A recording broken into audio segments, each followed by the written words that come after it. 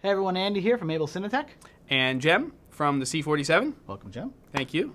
Today we're checking out the brand new Panasonic AF100. You can see it here, at least the back of it. Exciting. Yeah, very exciting. And we're also checking out something else, right? This little guy right here, which is a brand new light meter from Sekonic called the L-308DC. Everybody's going to call it the 308DC. Like, they're not going to call this the AG AF100. Right. It's the AF100. It's so 308DC. There it is. And it's a new meter. It's a 3 meters in one, and we'll talk about that after you talk a little bit about this camera. Right. Well, I mean, if you haven't read about the camera a lot already, it's a very exciting new camera, very popular already. And what it is basically is a large sensor video camera. All the traditional sort of video features you'd find on a Panasonic handheld camera, including audio inputs, long record times, standard sort of switches and stuff, right, but with a bigger sensor. It's a 4/3 sensor, the same size sensor you might find in a GH1 or a GH2 right, little Lumix camera. Very which big. would be great B cams for this, the GH2. Definitely. A cam, B camera Yeah, situation. I'd love to have that combination. Yeah, so, me too. Yeah. And it also has some other really cool things that make it more like a DSLR or a digital cinema camera, really, I would say. Right. And that it has a mode called the film mode, you know, like film, I guess, like sort of like a film camera. And you turn that on, it kind of changes some other things around, including shutter and degrees and ISO. It changes the traditional 0 dB, 6 dB gain right to ISO settings, and that kind of ties right into what you got. This meter here. Right. And what's great about this meter is that this meter is basically 3 meters. We've got an HD Cine mode, which is going to allow you to set your ISO, your sensitivity for your camera, for the DSLR shooters out there who are shooting HD video, perfect for that. Set your shutter speed, and then figure out what your correct exposure is. Right. And we have this thing called the triangle in photography or in cinematography, and that's what we're dealing with. We basically have to use 2 of the 3, and then we can come up with the other number. Right. Yeah. And so what's great about this camera is this camera has ISO. Right. It does have shutter speeds. Yeah. Just like in a DSLR camera. Absolutely, yeah. But what's great about it is this meter also has another mode called Cine Mode, which prior to this would have not really been in a meter that cost as little as this. Yeah, bigger meters. Nice yeah. Sekonic, really nice Sekonic meters, but just the higher end ones. Yeah. And what a Cine Mode does is it lets us not only put in our frame rate and our ISO, it also lets us set something called shutter angle. And you can explain what shutter angle is. In film, they had a spinning disc, actually spinning disc in a film camera that blocked light for a period of time. And if half of it was blocked, it's called a 180-degree shutter. Right, 180 degrees, right. Right, because it's just half the disc is blocked, right? So, and that became the traditional shutter. I mean, of course... So motion-wise, the movement that we associate with film, not just frame rate. Just the actual movement, the blurriness of it all. The blurriness. That has something to do with it. And high shutter speeds or a different shutter angle can give you the Saving Private Ryan kind of look or something like that. Staccato, very jumpy, Yeah, but we kind of want that smeary kind of filmic look. And that's just 180 is normal, quote-unquote, right. Filmic look, yeah. Right. But there's features inside of here that are tools that video cameras have that are very cool too. And this is the one that confused me for years and years. Can you explain that this to me? This little box, right? Yes. Well, we call this a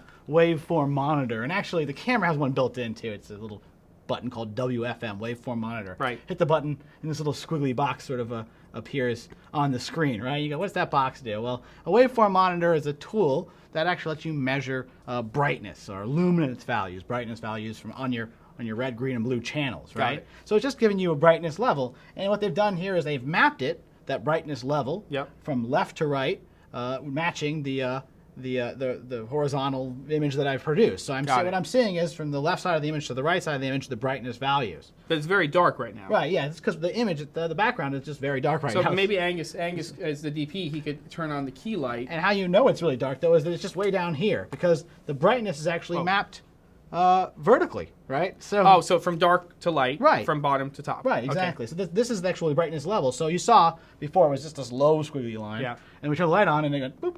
Now what you're seeing though when he walks by is not actually him. It's more of a that area there is more of his shirt actually. And why is that? Because his shirt's white. It's bright. Yeah. And that's the thing that killed me forever. I couldn't get past that. I used to think that that represented the height of the objects that are in there. It's not. Just brightness.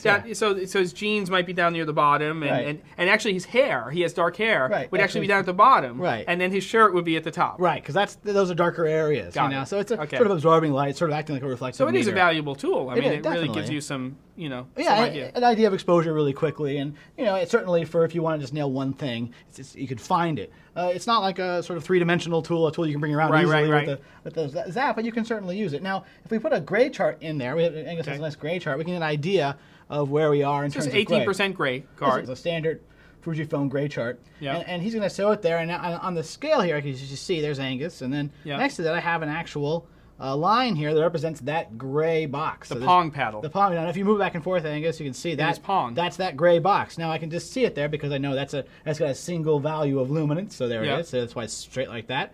And if and now I see that gray box, which would represent 50% on my waveform, which has a 0 value at the bottom, 100 at the top. I can drop that. I should put that box really around. Oh, because it 50. should represent middle gray. Middle gray. Yeah, exactly. So 50 here is middle gray. There's a hard line for but 50. we're not there. We're not there. So we have to adjust, in this case, aperture, right? We're just going to stop down. Yeah. We could reduce the light, of course, but we're just going to, in this case, drop the aperture. You know? Okay, let's see. Yeah. And I'm going to go down to about a 2.8. There I am, 2.8, and I'm right on dead on 50. Okay, so now with the meter, and we've got the 308 DC, right? We can meter that and what? 2.8. 2.8. But wait a minute. So the thing is, we can't just take a light meter and just put it there. Yeah, exactly. So first of all, there's two different ways of metering. We Right. can use a reflective meter, which is what cameras have. Right. They basically read the light that's bouncing off of an object and coming back into the camera. Sensor, yeah. Or we can use what's called an incident meter, where we have this generally a lumisphere, and we can walk up to it and we can point the meter in the different directions of the lighting sources, and we can figure out what basically the readings are. Right. But when we are metering to a camera, what we have to do is we have to match the meter to the camera. Right. So yeah. the ISO we have right now on here is 400. 400, which is the base. Which we're calling like base. 0 dB, if you will. Yeah. Exactly. Okay. And the sensitivity. So what we do is you we put set 400 on 400 in there. meter, Frame rate. 24 that frames. has something to do with it. Absolutely. It's Absolutely. Exposure limitations. Absolutely. 24 frames. 24 frames. And then the shutter. And then the shutter. At 180 degrees. So Right. In Cine Mode, or if we were using it with a DSLR, we would set it to shutter speed. Yeah, 50 and or use the whatever HD Cine Mode. Right. So we Same did that thing. first. That's how that meter worked exactly as the camera did. Right. So we matched the two And we together. can see that they're working and they're matching. Right. Which is amazing. It works. Which is great. So it makes using a meter like the 308 DC with the AF100 really easy. Right. Now, So we know that now we know because the meter's matched to the camera and the camera is giving us what we expect. We know what we're correct supposed to be set. exposure. It's all correct. Yeah. Exactly. Good. So now, this is a great tool, this waveform monitor. But now the advantage to using this is that we can come into a space and we can say the lighting is whatever the lighting is. It could be a black box, Right. or we could have some ambient light or some practical lights on, and we can say this is where we're starting from. We can now build whatever we want the look to be, Right. And we can do it with this, Right. Just Right. that. Just a little thing. Yeah. This little thing, Yeah. walking around and No actors saying, needed. Yeah. it's amazing. Well, Yeah. you were downstairs earlier on, Right, I guess and so. we were basically, putting the light here and getting a sense for how the light light was mark falling, there. your key light, your fill light, and that kind of stuff. And this particular set, a little deep, a little flat lighting. F what, Angus? That was F5. So that's an F5. So we have a camera. little more room to move around Yeah. You here. have more depth of field. Yeah. And what are we at? Over here, we're at 2.8. Yeah, we just put So that- definitely a shallower depth of field. And this is the language of filmmaking. Right, is, yeah. we want to figure that out. And then what's the background? 1614. Okay, so about two stops different difference back there. Yeah. So we're talking about a lot less light, quarter the amount, and so the background there is going to be it's more filmic. I mean, Yeah. you're shaping light. There's a ratio. You're controlling the light back there. There's a ratio. There's a control there. And There's some little splash lights Yeah. and little things like that. very and- cool. Yeah.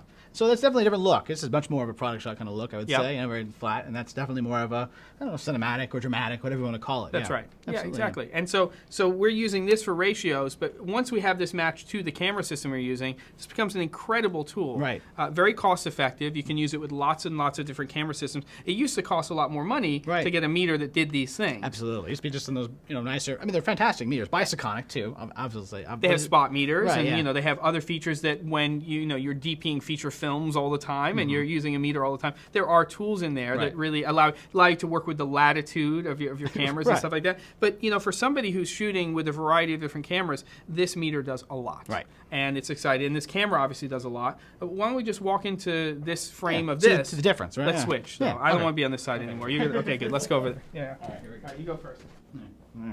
You hit my mark, right? Yeah, in the middle of that thing. I don't know how we're. What's that? How do you think? How are we Angus? doing? So we're at a 2.8 here, and now what you're seeing was shot on the AF100. Right.